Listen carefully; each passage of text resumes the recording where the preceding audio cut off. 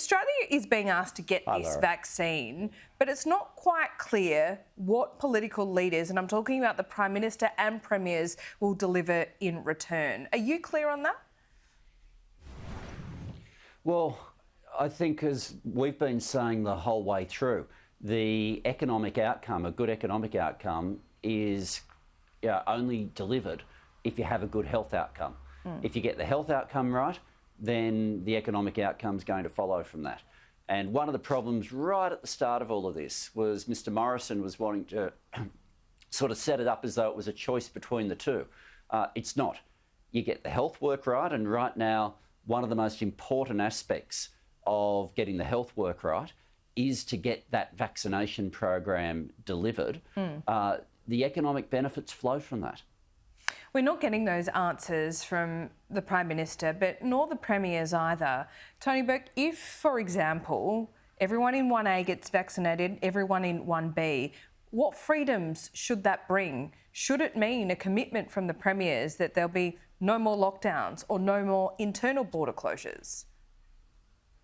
Well, they're always going to have to follow the medical advice, and you can't depart from that. But the medical advice right now, the most important thing that it's saying is for the vaccination program to be rolled out. And this is where, for the government, it's a complete schmozzle. We've often talked about the difference between what Mr Morrison announces and what he ends up delivering. But often he's tried to get around that by spin or marketing or advertising or whatever he's done. But on this one, this is not an ideological issue. This is just a competence issue. Everyone agrees that the rollout has to occur. The first deadline was 4 million doses by the end of March. We clearly got nowhere near that. We're around the 1 million mark. You have a direct health outcome that will affect the medical advice that the Premiers will then rely on.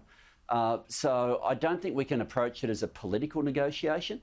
It has to be based on the medical advice.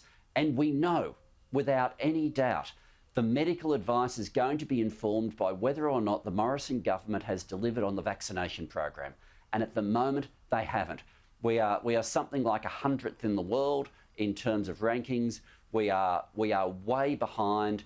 The aged care, it's something in the order of only 20% are fully vaccinated. 29%. The disability sector, I beg your pardon? It's 29% in the aged care and disability sector at the moment, as of 2 days ago. So, look, Tony Burke, we're not, I guess, in the lead up to an election, will we hear from Labor what approach you might take here? Because while you say it is based on the medical advice, there is an economic element to this that the medical officers and the medical experts, the CMO, does not take into account. So where is the line? I mean, Greg Hunt said 2 days ago that even with a full vaccination program completed here in Australia, that might not mean international borders open up. Why not? Yeah, I'd like to hear more from the Health Minister explaining that particular one, because certainly if you look at what ACCI have said, if you look at what the different business organisations have said, they view the successful rollout of the vaccination program as incredibly important to what will happen with the economy, what will happen with business confidence, and where they believe the health advice will come.